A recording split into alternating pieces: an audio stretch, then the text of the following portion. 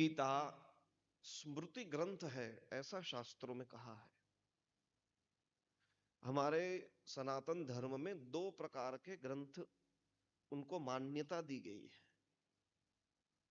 एक है श्रुति ग्रंथ और दूसरे हैं स्मृति ग्रंथ। श्रुति ग्रंथ कहते हैं जो सुनने से याद हो जाए। श्रुति सुनना, वेद ये श्रुति ग्रंथ है। जो वेद पढ़ने वाले हैं उनसे आप पूछो तो वो जो मंत्र पढ़ते हैं वो बोलने का तरीका अलग है, लिखने का तरीका अलग है उसका। और कोई भी मंत्र लिखा हुआ हो, आप यदि किसी गुरु के मुख से सुनेंगे नहीं तब तक उसका ठीक ठीक उच्चारण नहीं कर पाएंगे। इसलिए मंत्रों में बड़ा ध्यान रखना चाहिए।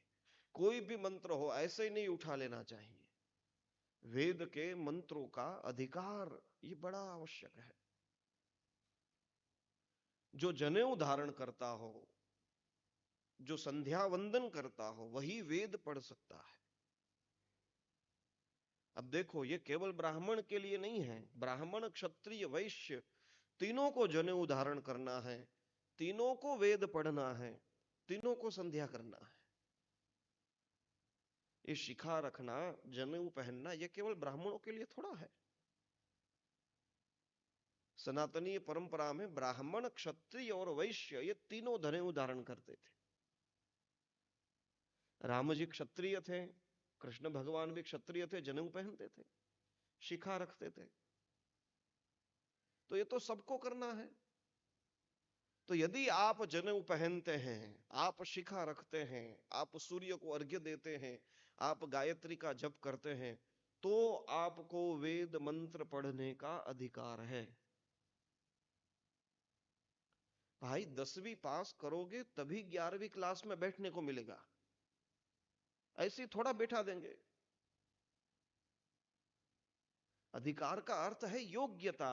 हम में तभी योग्यता बनेगी जब हम थोड़ा संध्या वंदन, थोड़ा जप वगैरह करेंगे, तभी वेद पढ़ सकेंगे।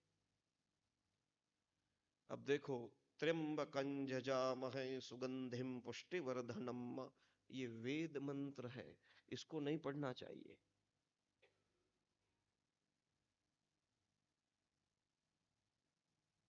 गायत्री मंत्र ये वेद मंत्र है, इसको सबको नहीं पढ़ना चाहिए।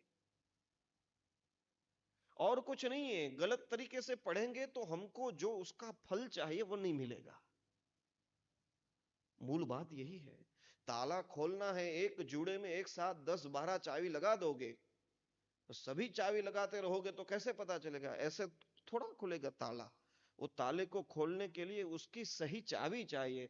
ऐसे ही वेद मंत्रों का यदि फल चाहिए तो उसका सही सही उपयोग होना चाहिए।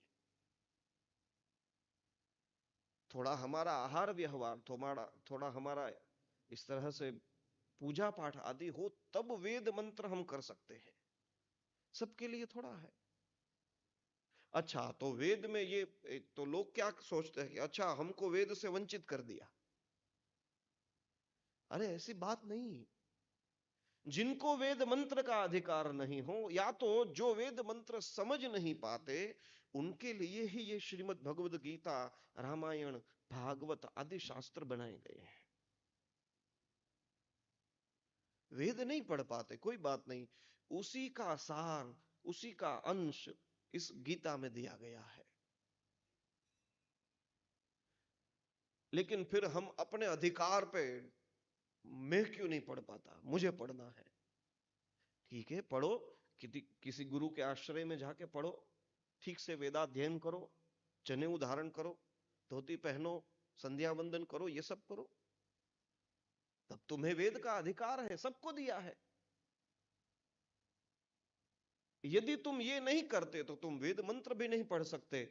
अच्छा, वेद मंत्र नहीं पढ़ सकते किंतु उस मंत्र का फल तुमको मिलेगा। ये ऋषियों ने हम पे कृपा करी है। कैसे करी है? देखो, हमारा हाथ टूट गया, ठीक है, तब हम क्या करेंगे? जो एमएस की पढ़ाई किया हुआ है, ऑर्थोपेडिक डॉक्टर बना हुआ है, उसके पास हम जाएंगे और उससे कहेंगे कि भाई ये इधर से टूट गया, आप इसको ठीक कर दो, तो वो प्लेट लगाएगा, एक्सरे निकालेगा, सब देख के फिर उस पे वो जो मरहम पट्टी करना है कर देगा। 1.5-2 महीने में हाथ जैसा था वैसा फिर से हो जाएगा। अब उसी स्थान पर हमारा हार्ट टूटे और हम कहें नहीं, मैं किसी डॉक्टर के पास नहीं जाऊंगा, मैं अपने आप पहले तो एमएस की पढ़ाई करूंगा, पूरा पढ़ूंगा, कैसे हाथ ठीक होता है, इसमें कैसे वो पाटा लगाते हैं, कैसे इसकी मरहम पट्टी करते हैं, प्लेट कैसे बिठाना है, वो एमएस की डिग्री प्राप्त करूंगा और फिर मैं मेरे हाथ को ठीक करूंगा। तो ये हो पाएगा? नहीं होता, किसी से नहीं होता। अच्छा, जिसने पढ़ाई की है उसने दिन रात मेहनत करी है, कितनी बड़ी बड़ी किताबें लेकर बैठता है, तब उसको परीक्षा में पास होना है, फिर वो अपने पीछे डॉक्टर लगा सकता है और फिर वो अपना दवाखाना, अपनी प्रैक्टिस शुरू कर सकता है। और हमको तो कुछ नहीं करना है, सिर्फ उसके पास जाना है, उसको बोलना है कि ये हो गया, तुम ठीक कर दो। अब देखो, हमें फल से मतलब है कि ये कैसे किया, उनसे भी नहीं पूछते कि आपने डॉक्टरी की पढ़ाई कैसे करी, क्या करी, ये करी, वो करी, कैसे करी। बस ऐसे ही वेद मंत्रों की भी यदि हमें योग्यता नहीं तो हम उसका पठन नहीं कर सकते, किंतु जो कर रहे हैं, ऐसे जैसे एमएस की पढ़ाई डॉक्टर ने की है तो वेद मंत्रों की पढ़ाई ब्राह्मण ने की है, तो आप उनसे कहो,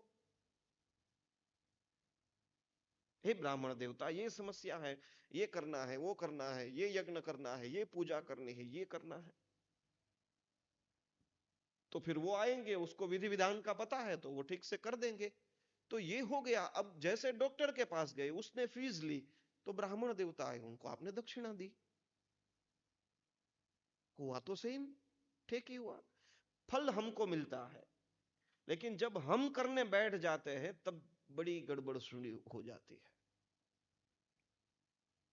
इसलिए जिनको वेदों का अधिकार नहीं या फिर जिनकी वेदों में योग्यता नहीं है, उनके लिए सभी आचार्य महापुरुषों ने बड़ी कृपा करके, सबसे बड़ी कृपा तो श्री वेद व्यास जी महाराज ने करी है कि महाभारत जैसा दिव्य ग्रंथ रचा।